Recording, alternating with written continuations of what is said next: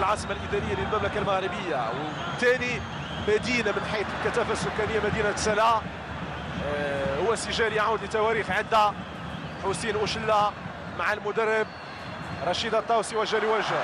كرة مشات للجهة اليسرى للوداد البيضاوي، مشات للوداد البيضاوي يبحث عن تمرير الكرة في منطقة الجزاء لتتواصل المباراة، والنتيجة 0-0. كرة بالراس،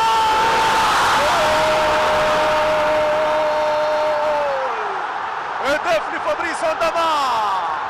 فتى كونغولي يتمرد اليوم على الجميع ليسجل الهدف. هدف رائع جدا، هدف يقلب كل الموازين في وقت صعب جدا، في وقت قاتل، في وقت لم يتوقعه اي مناصر. فابريس انداما يسجل هدفا يمنح به التقدم للرجاء. احتفاليه كبيره جدا في مدرجات المركبه رياضي محمد الخامس. فابريس انداما اختار الوقت المناسب، ما ضيعه مواطنه الكونغولي الاخر ليس مويتيس. يتقمص حارس مرمى المنتخب الاولمبي. مشات كره بالراس اتجاه محسن متولي في التماس لصالح الرجاء. الكل ينتظر صافرة النهاية، أما محمد فخر فيبحث عن شيء وحيد أوحد وهو هدف التعادل. إجابة ياسر وضربة جزاء، ضربة جزاء للرجاء للنسور الخضر. للنسور الخضر محسن متولي اختار الوقت المناسب. أود حمزة مرزوق بشبكورتو ويتحصل على ضربة جزاء. يعود من بعيد، نعم يعود من بعيد، وحمزة مرزوق فرحة لا توصف لمناصري الخضر. ويتحسر بادو زكي، يتحسر يقول انه ما كاينش ضربة جزاء. قال له حشوم عليك، قال له حشوم عليك، قال له ما كاينش ضربة جزاء. سنتابع الإعادة مرة أخرى. من الإعادة حمزة مرزوق فاد الكرة على الخط. في إعادة أخرى قد تتضح كرات أخرى، لكن القرار الأول والأخير النهائي كان لحكم المواجهة. من الإعادة مشى بالكرة حمزة مرزوق. فيها حديث كثير ضربة جزاء رجاء. بقاو مع من يتحمل المسؤولية الأولى والأخيرة في القرارات التحكيمية هو هشام التيازي. هو إما سيتساءل على ضربة الجزاء وإما سيتم التنويه بأداؤه بمردوده. ضربة جزاء لرجاء، من سينفذها؟ محسن متولي. سجل أمام أولمبيك أسفي ويبحث عن هدف التعادل في مرمى نادي الميغري ليعيد التوازن لرجاء وليعيد الأمور لنقطة البداية. ليعود الساعة لنقطة الصفر ولنتحول جميعا لفصل آخر. محسن متولي نادي الميغري وجه لوجه، الكرة وسدد والهدف. جول، هدف التعادل. يلهب النيران، يلهب الأحاسيس، يشعل قلوب ظلت تائرة لدقائق لتحتفل بهدف التعادل. 1-1 بين الوداد ورجاء.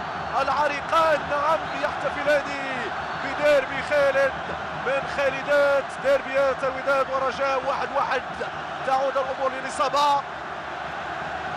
دقيقة 89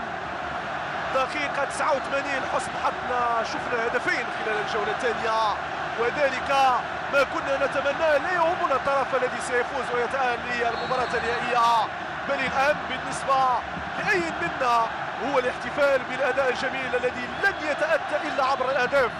مشات كرة للوداد الذي سيبحث عن هدف آخر. معزول وسط سيقان متعددة وضعت حدا للشجاعة، والكثرة تغلب الشجاعة في المباراة. فيفيون مابيدي بشبكورته الجهة اليسرى للرجاء البيضاوي دائما الذي يبحث عن الهدف، هدف ثاني كما يبحث عنه الوداد. مشات كرة في منطقة الجزاء اتجاه حمزة مرزوق، خروج نادي الميغري، خروج خاطئ. مشات كرة في المرمى،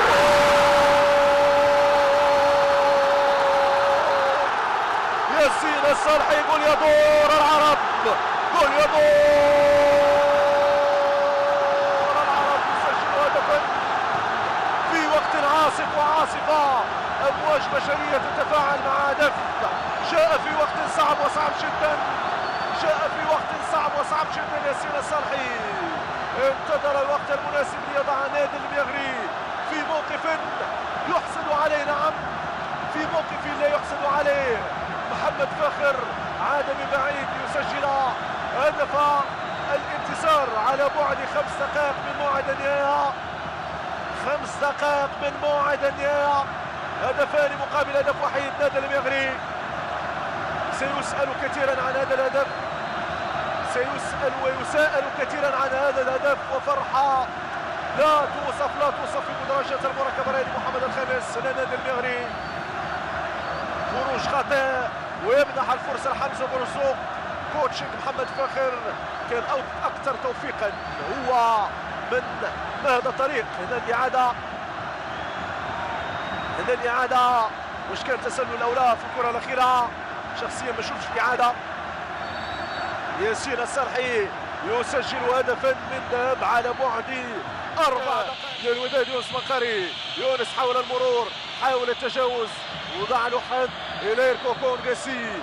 مشات كرة محسن متولي للطرف الأيسر، محسن متولي عن ياسين السرحي مع محسن في القائمة الثانية. كرة ممتازة جدا. هذا حافظي يسدد الهدف.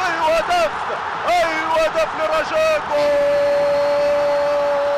جول تنقلب الأمور رأسا على عقب 3-1 في وقت صعب جدا. الرجاء يعود لتسجيل الهدف الثالث 3-1 في وقت صعب جدا. ثلاثية للرجاء في مباراة الديربي يتوصل من خلالها للتأهل للمباراة النهائية. بدو زكي بعدما كان قريبا من بلوغ المباراة النهائية يجد هذا الوعد عبد الله حافظي الذي انعش المدرجات والهب الحناجر على صوت جماهير الرجاء عاليا. 3-1. الشوط الاضافي الثاني كان حاسم. ياسين السرحي وحمزه مرزوق معهم حافظي. قلب الموازين.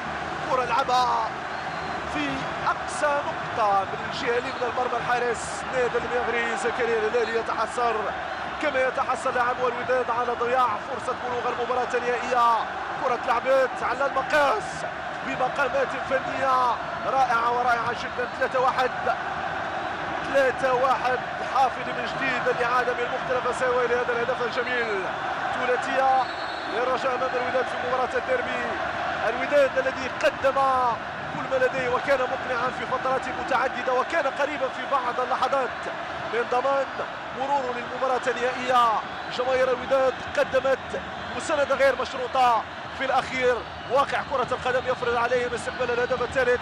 هنا كرة مبعدة في الزاوية ونحن نلعب الدقيقة الأخيرة من الشوط الإضافي الثاني. دموع تتحسر على عدم بلوغ المباراة النهائية.